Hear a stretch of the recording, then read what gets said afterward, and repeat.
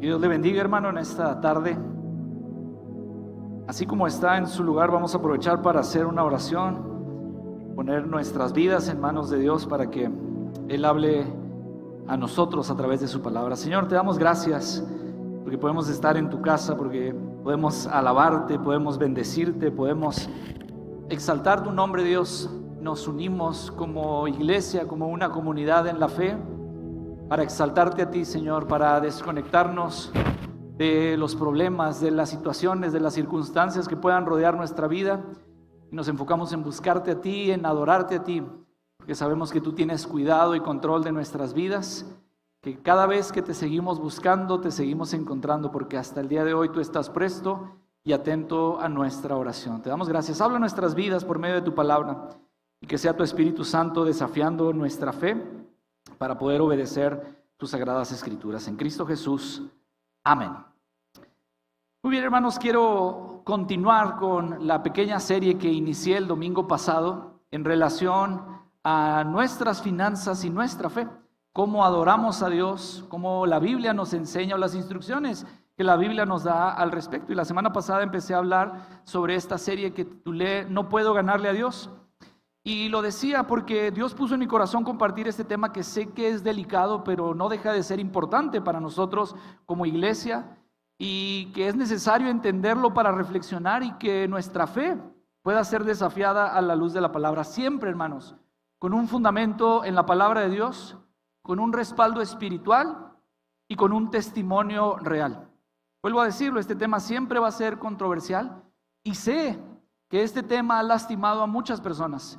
Hay personas que han dejado de ir a la iglesia, hay personas que nos pueden estar viendo a través de las redes sociales, que dejaron de asistir a una iglesia por escuchar temas como estos, o porque algo no les gustó, o porque algo no se explicó bien, o porque algo no se entendió bien, o simplemente porque su énfasis y su amor hacia lo material estaba tan arraigado que decidieron, como aquel joven que quiso buscar a Jesús, de sentirse demasiado tristes y mejor apartarse y no seguirlo.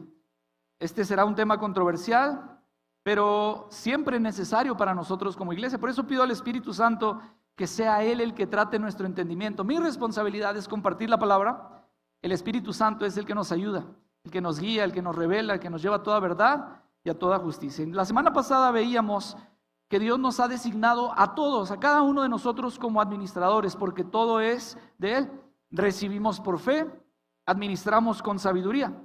Y es interesante porque Dios no necesita de nosotros, todo es de Él, todo es para Él, pero nos da, hermanos, la oportunidad de administrar lo que Él ha puesto en nuestras manos.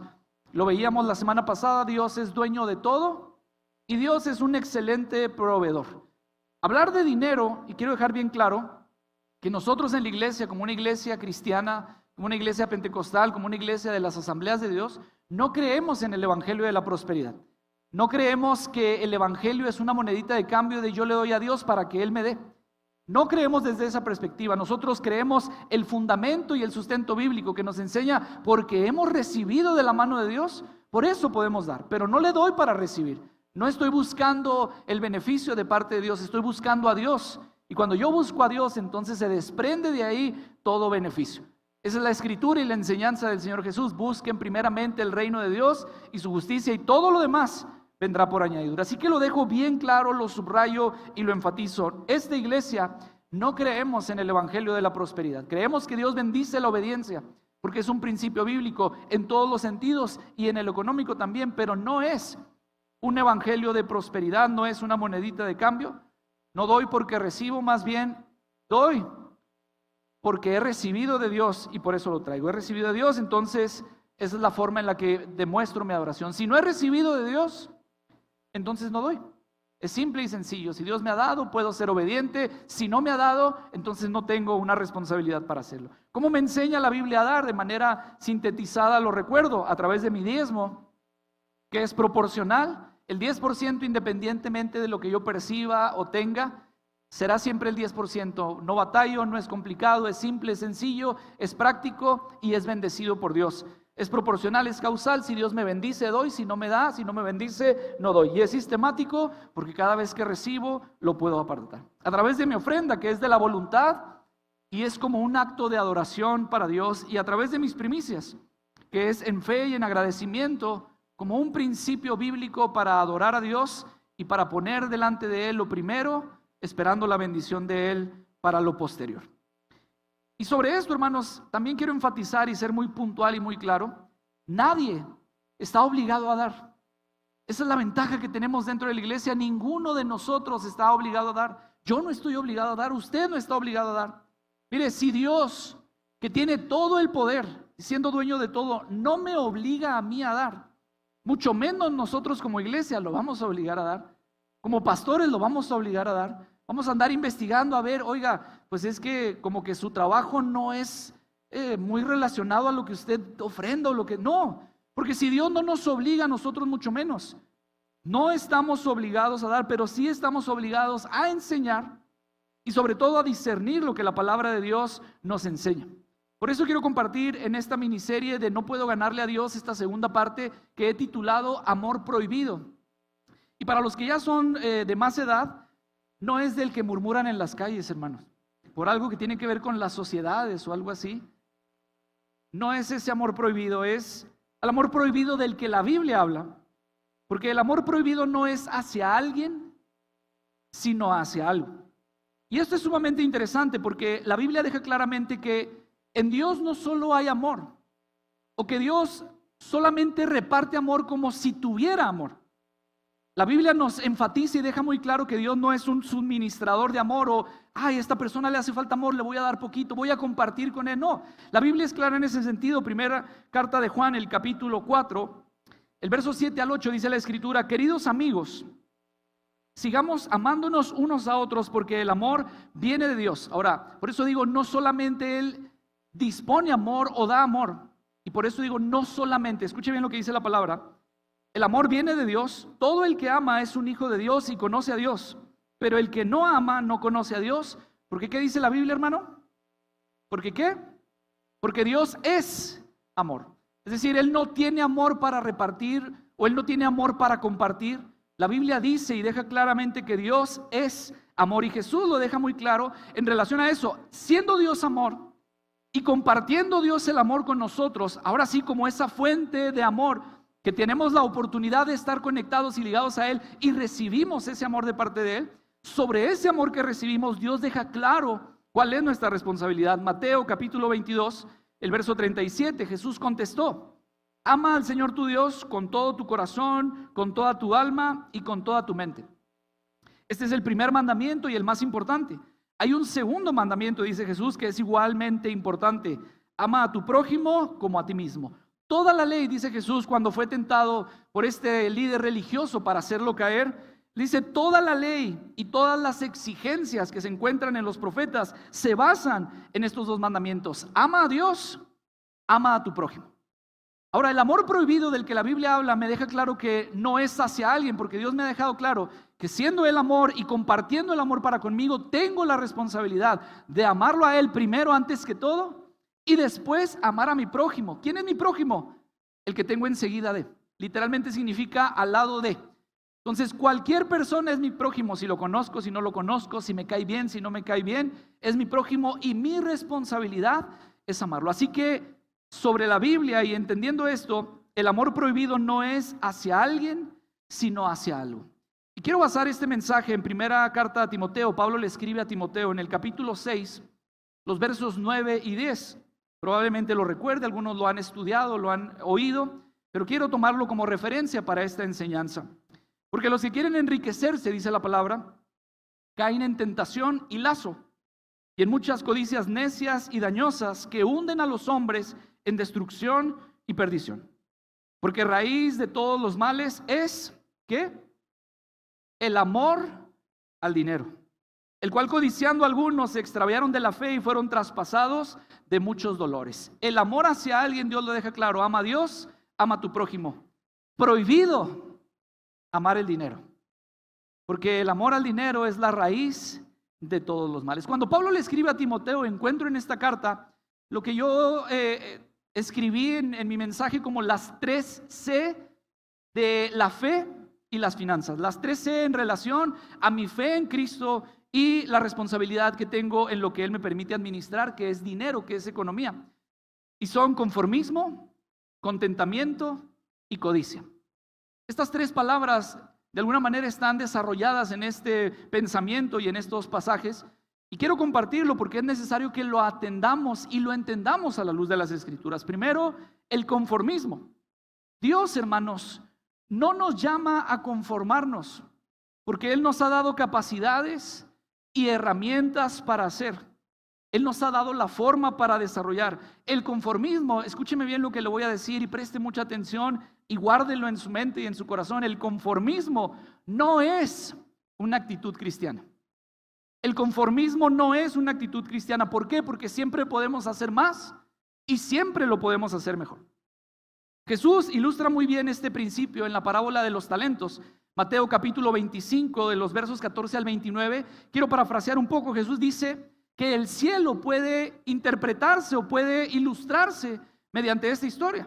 Dice que había un amo que tenía muchos bienes, pero tenía programado un viaje y antes de irse al viaje llama a sus siervos, 3 siervos. Entonces junta a los siervos y les dice: voy a salir de viaje, quiero que ustedes cuiden mi dinero.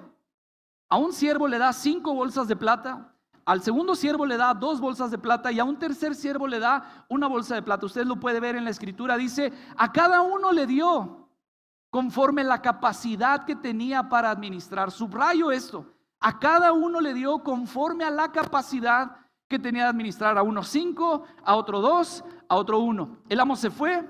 El que tenía 5 bolsas de plata, dice la palabra, que las invirtió y al poco tiempo obtuvo otras 5 bolsas de plata más. Al que le dio 2 bolsas de plata, dice la palabra, que se puso a trabajarlas y al poco tiempo logró tener otras 2 bolsas de plata más. Pero al tercero, al que le dio 1 bolsa de plata, dice la palabra que él excavó, hizo un hoyo, guardó la bolsa de plata y la sepultó. El tiempo pasó y entonces el amo regresa de su largo viaje, y cuando regrese, evidentemente llama a sus 3 siervos para ponerse a cuentas con ellos, para decirles: a ver, ¿dónde está el dinero que les dejé? A ver, ¿dónde está la economía que les dejé para que ustedes administraran?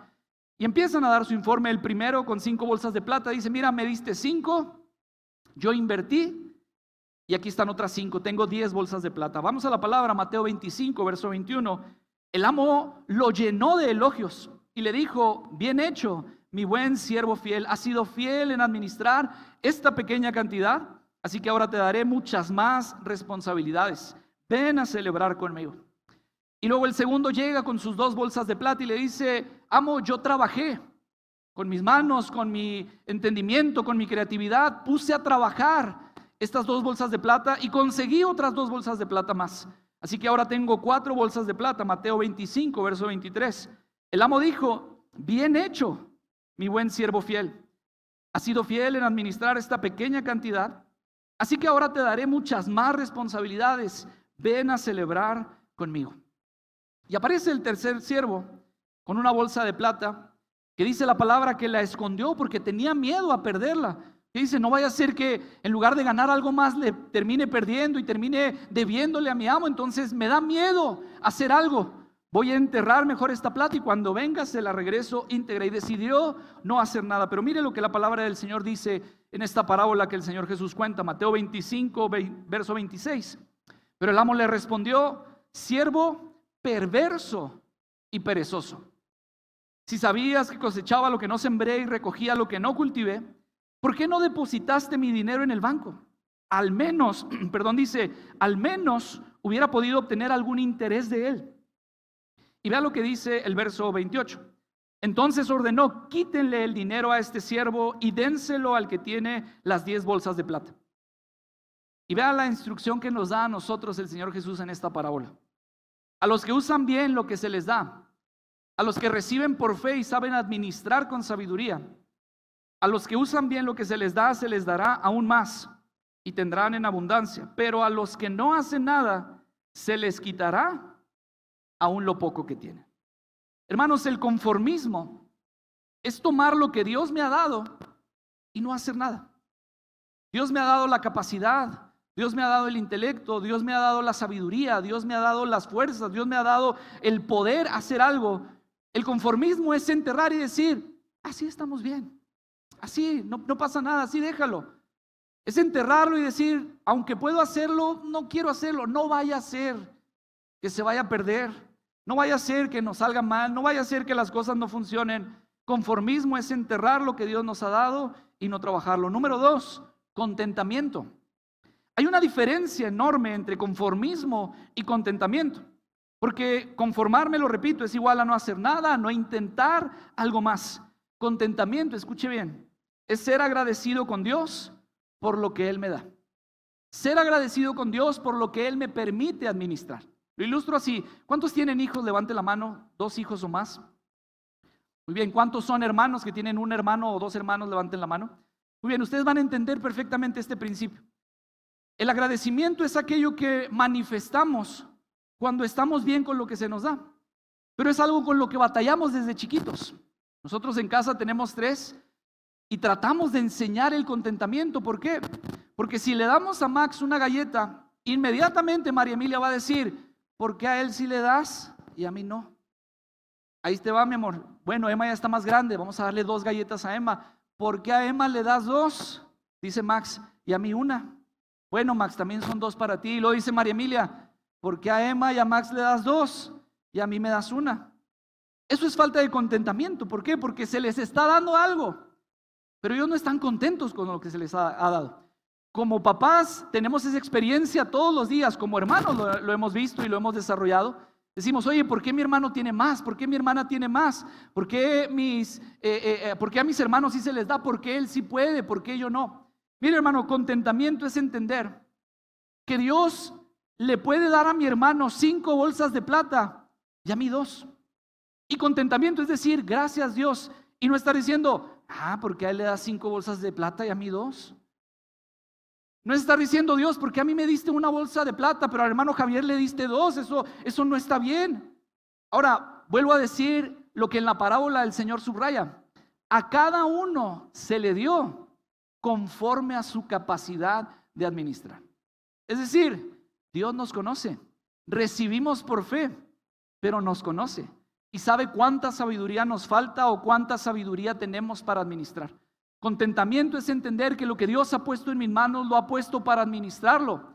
Pero no estoy pensando: ay Señor, pero ¿por qué Él tiene más y yo menos? Porque curiosamente el contentamiento siempre se extiende al que tiene más y no al que tiene menos. El contentamiento no es: ay Señor, porque yo tengo 2 y Él tiene 1. Como quiera lo podemos dividir y que tengamos 1.5 cada quien. Nunca se va hacia ese lado. La falta de contentamiento siempre es: porque Él sí tiene y yo no. Porque Él sí puede y yo no. Porque a Él sí le has dado y a mí no. Porque Él sí puede trabajarlo y yo no. Y esa falta de contentamiento nos puede llevar a situaciones muy difíciles, sin estar pensando por qué Él tiene más, por qué ella tiene más. Primera de Timoteo, mire lo que dice la palabra, capítulo 6, versos 6 al 8, dice: ahora bien, la verdadera sumisión a Dios, el estar sometidos a Dios, el estar bajo el control de Dios, el estar bajo la autoridad de Dios, es una gran riqueza en sí mismo. Ya estar bajo el control de Dios, estar nuestras vidas seguras bajo el cuidado de Dios y bajo la protección de Dios, dice Pablo a Timoteo, ya es una gran riqueza en sí misma. ¿Cuándo? Y esto es bien interesante porque liga el pensamiento. Si estamos sometidos a Dios, tenemos una riqueza espiritual en sí misma. ¿Cuándo, dice Pablo, uno está contento con lo que tiene? La pregunta es: ¿estamos contentos con lo que tenemos o estamos viendo al que tiene más? Estamos pensando por qué tiene más. A cada uno se le dio según su capacidad de administrar.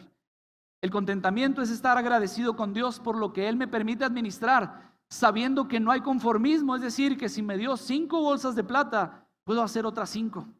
Que si me dio 2 bolsas de plata, puedo hacer otras 2. Después de todo, dice Pablo en el verso 7, no trajimos nada cuando vinimos a este mundo, ni tampoco podremos llevarnos nada cuando lo dejemos. Así que si tenemos, dice la palabra, suficiente. Así que si tenemos, ¿qué, hermanos? Suficiente alimento y ropa, estemos contentos. Una pregunta bien sencilla: ¿cuántos tienen un cambio de ropa más que el que traen puesto en esta hora en su casa? Levante la mano. Algunos hasta batallaron: pues ¿qué me pongo? Y abren el closet: ¿ahora qué me voy a poner? Pero no combina con los zapatos, necesito otros zapatos. ¿Cuántos de aquí tienen algo para comer el día de hoy, pero también tienen algo para comer el día de mañana? Levanten la mano.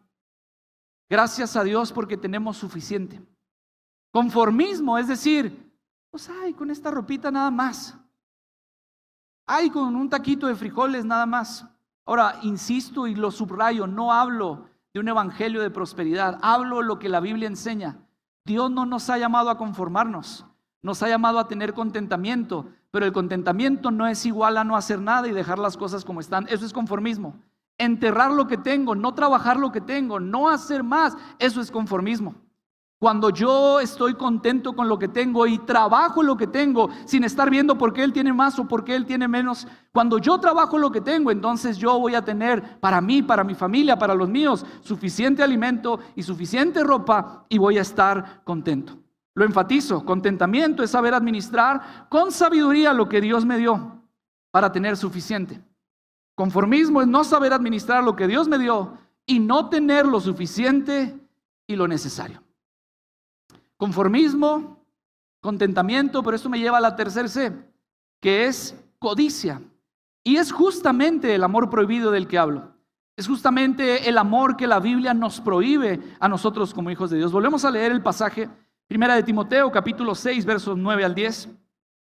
Porque los que quieren enriquecerse caen en tentación y lazo, y en muchas codicias necias y dañosas que hunden a los hombres en destrucción y perdición. Porque raíz de todos los males es el amor al dinero, el cual codiciando algunos se extraviaron de la fe y fueron traspasados a muchos dolores. Mire, el conformismo nos puede alejar de la voluntad de Dios. Dios tiene una voluntad buena, agradable y perfecta para cada uno de nosotros.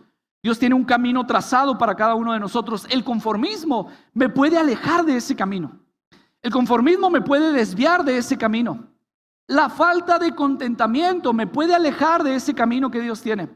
No pierdo mi salvación, pero me aleja del propósito de Dios aquí en la tierra.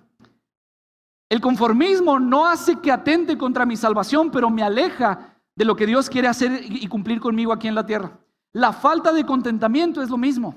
Cuando yo no estoy contento con lo que Dios me ha dado, cuando yo estoy renegando porque mi hermano tiene más y yo menos, cuando yo estoy renegando porque no puedo desarrollarlo, porque a mí se me ha dado menos que a mi hermano, eso me aleja de la voluntad de Dios. No pierdo mi salvación, pero me desvía del propósito que Dios tiene para mí aquí y ahora en este plano terrenal. Pero cuando hablo de codicia, hermanos, la codicia no solamente me aleja de la voluntad de Dios. Pablo es bien claro y directo en ese sentido. La codicia puede hacer que me extravíe en la fe, que me pierda de la fe. Es decir, ya no solamente pierdo el propósito de Dios para mí aquí en la tierra, sino que puedo perder mi eternidad a causa de este amor prohibido.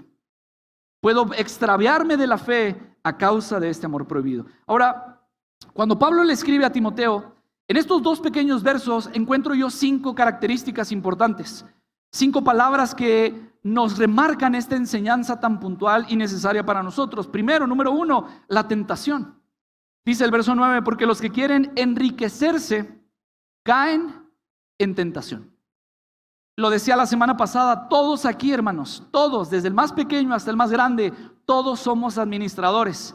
Si quieres o si no quieres, Dios te ha dado esa oportunidad y te ha delegado esa responsabilidad. Todos aquí somos administradores. Y si todos somos administradores, en algún momento vamos a poder administrar 1 peso, 2 pesos, 5 pesos, 10 pesos, 1000 pesos, 1,000,000 de pesos.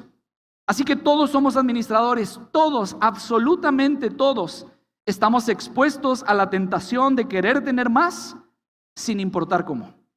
Todos aquí estamos, aunque pueden, no hermano, no. Todos estamos expuestos. Aún con su conformismo, está expuesto a la tentación de querer tener más sin importar cómo. Vivimos en un mundo tan globalizado, tan materialista y en una cultura de consumo. Y me llamó mucho la atención la cultura de consumo porque dije, ¿qué es? No es nada más comprar por comprar. Porque uno pensaría que la cultura de consumo es comprar. No, eso es el materialismo, querer tener.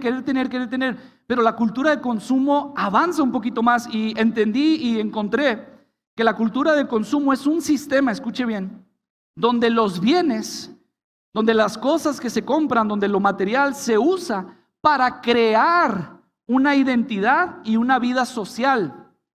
por encima de la utilidad práctica que las cosas puedan tener. Así como yo tengo eso, entonces reflejo algo ante la sociedad y construyo algo. Mira, no sé si me pueden poner esta imagen. Hay una chamarra, esta chamarra casi no se ve, tiene unas marcas de aceite aquí. Y esa chamarra me di cuenta que cuesta 36,829 pesos. Hay chamarras más bonitas aquí afuera si nos venimos temprano. Y como a 20 pesos, 50 pesos a lo mucho. Estos zapatos, más allá de su practicidad, cuestan 25,385. Y uno dice, pues no están ni bonitos. Un pantalón que casi no se ve, pero está todo deteriorado, todo roto, 59,500 pesos. Esa es la cultura de consumo. No es comprar, es la identidad que crea. ¿Por qué? Porque la persona dice, ¿traes los Balenciaga? Inmediatamente tu identidad sube. No, tú no eres cualquier persona, traes los Balenciaga. Hay algunos que parece que los traen, ¿verdad?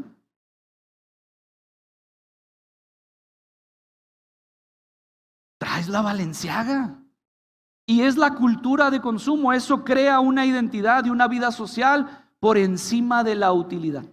Ahora lo digo porque todos estamos tentados. En un mundo globalizado, lo platicaba con mi esposa y le decía, hace años, siempre las marcas de prestigio han existido, pero hace años nuestros papás pues conocían una que otra porque alguien llegaba a tener, pero no era tan común o tan evidente saber. Ahora en un mundo tan globalizado que podemos saber qué es lo que sucede, qué es lo que se vende aquí, qué es lo que se vende allá, porque lo tenemos al alcance de la mano, qué es lo que las personas importantes y los que desarrollan una vida social adquieren y compran tenis de 200,000 pesos y compran ropa de 50,000 pesos y compran zapatos de 30,000 pesos, porque van creando un estilo de vida para que se refleje en la sociedad por encima de la utilidad que tienen. Este tiempo y este mundo nos lleva a ser más tentados. Y probablemente usted no quiera comprar ninguno de estos 3 artículos, pero en algún momento ha visto una bolsa, unos zapatos, unos tenis que están tal vez por encima del presupuesto financiero que usted tiene en familia y dice, los necesito, los quiero, a ver qué hago para comprármelos. ¿Qué le hace que no come en un mes? Pero voy a llegar con mi bolsa al templo para que vean qué bolsa traigo.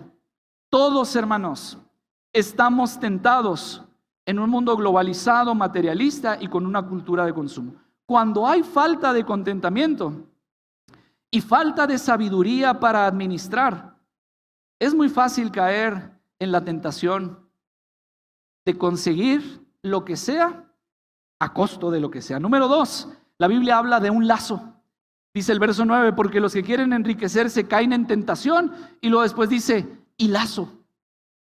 Y esto es interesante porque Pablo tiene muy claro a qué se refiere con el lazo o quién es el que sujeta el lazo. Primera de Timoteo capítulo 3, en las cartas que le escribe al mismo Timoteo, le dice en el verso 7, y también es necesario que tenga buen testimonio de los de afuera, para que no caiga en descrédito y en lazo del diablo. Segunda de Timoteo capítulo 2, verso 26, y escapen del lazo del diablo en que están cautivos a voluntad de él. Pablo lo tiene bien claro. El lazo está detenido y es dominado por el diablo. Él es el que tiene nuestras vidas cuando nosotros caemos en tentación. Dice, caen en tentación y en lazo. Ahora, el lazo, hermano, tiene un doble propósito. No es solamente sostener. Y me llamó la atención porque el propósito del lazo es adornar y sujetar. No sé si usted ha visto, pero hoy que son más comunes las mascotas, que inclusive algunos les llaman perrijos, y tienen esta cuestión de cuidar mucho a los animalitos como si fueran sus propios hijos, y se respeta completamente eso, pero hay correas que los sujetan que pueden estar más caras que los zapatos que usted trae.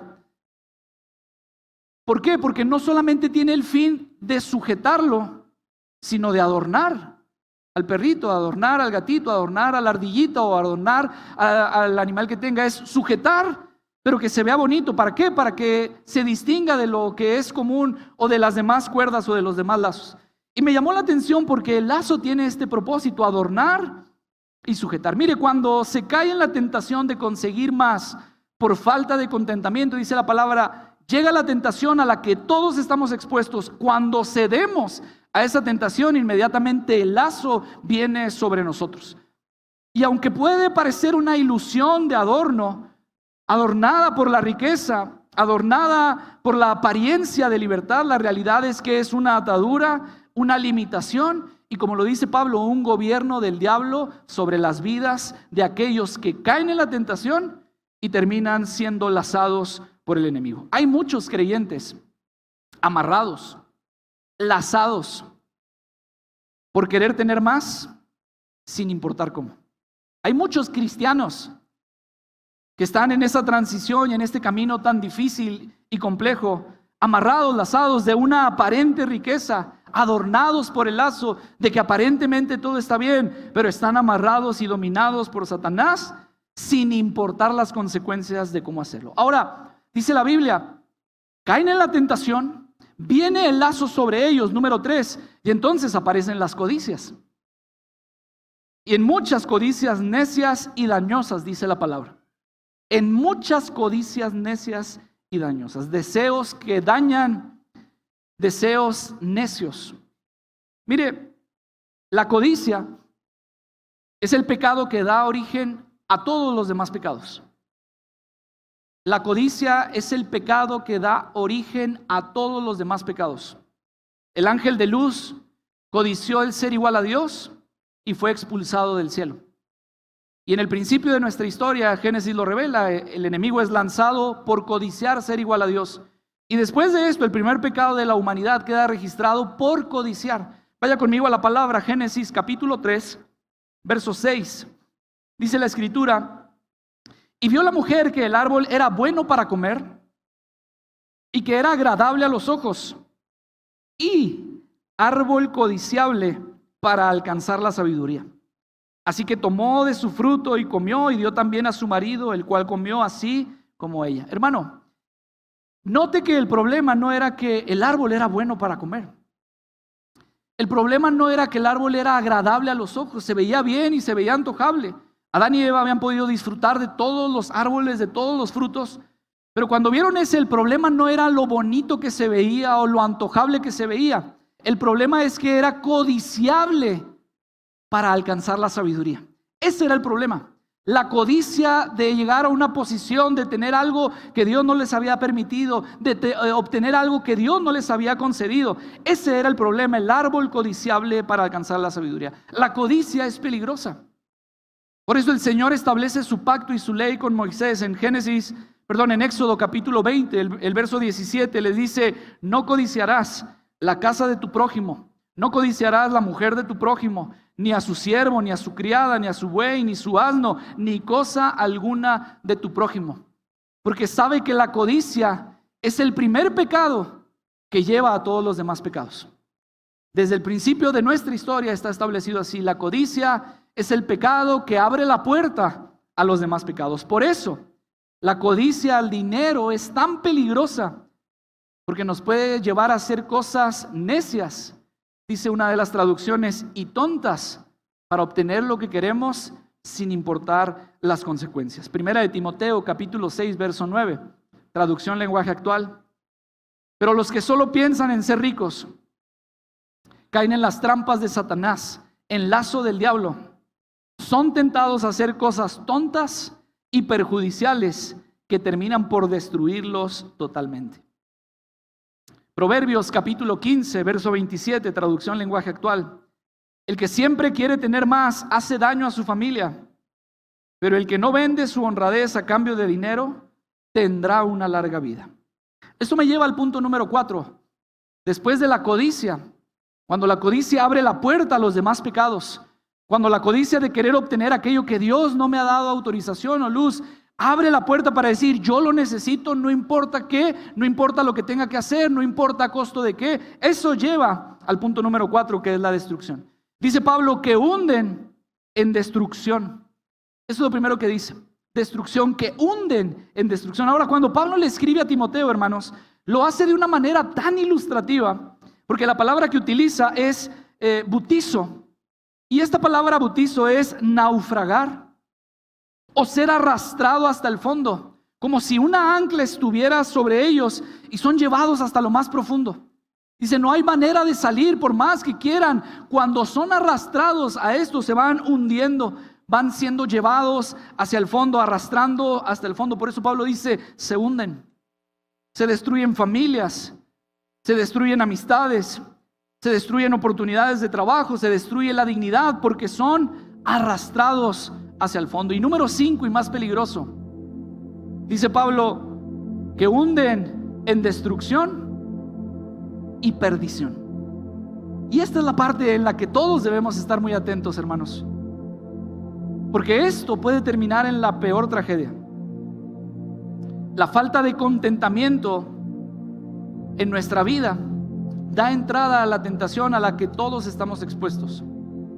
Si no hay contentamiento en mi vida, si yo estoy renegando a Dios porque Él tiene 5 y yo 2, porque Él tiene 2 y yo 1, si yo no estoy trabajando y estoy contento con lo que Dios me ha dado, es fácil caer en la tentación. Y una vez que caigo en la tentación, el lazo del diablo viene sobre mi vida.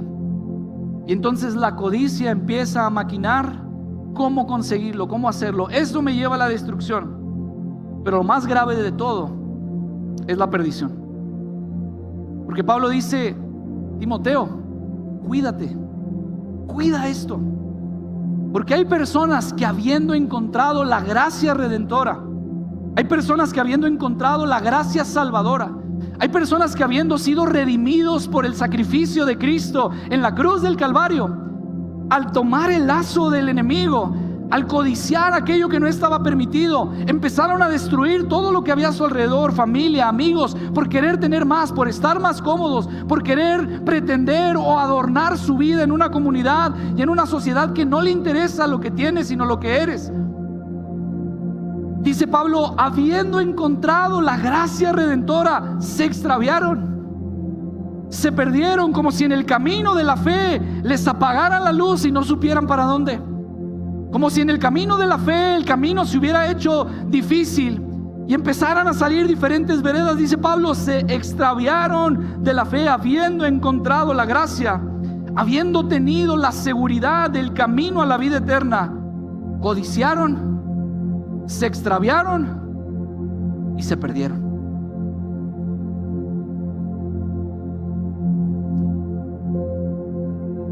Se perdieron en el camino. Dice Pablo, fueron arrastrados hasta el fondo.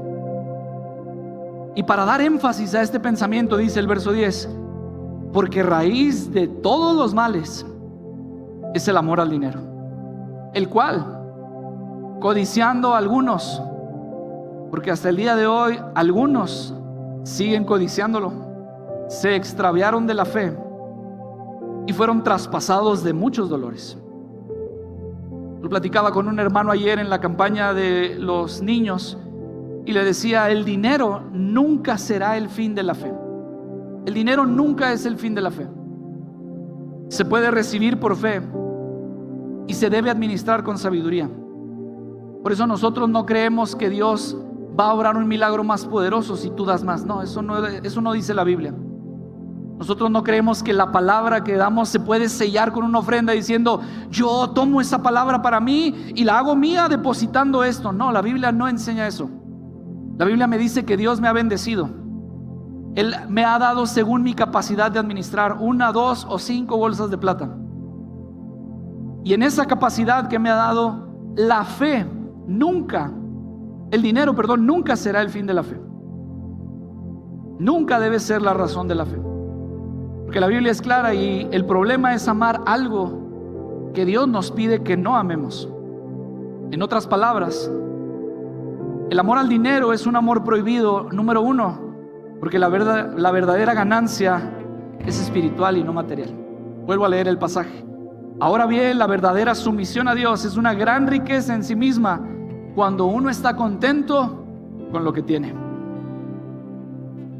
El amor al dinero es un amor prohibido, número 2, porque lo material siempre será temporal. Dice Pablo, después de todo, no trajimos nada cuando vinimos a este mundo, ni tampoco podemos llevarnos nada cuando lo dejemos. El amor al dinero es un amor prohibido. Número 3, porque las necesidades verdaderas son mínimas. Las verdaderas necesidades que tenemos son mínimas. Si tenemos suficiente para vestir, si tenemos suficiente para comer, es lo que necesitamos.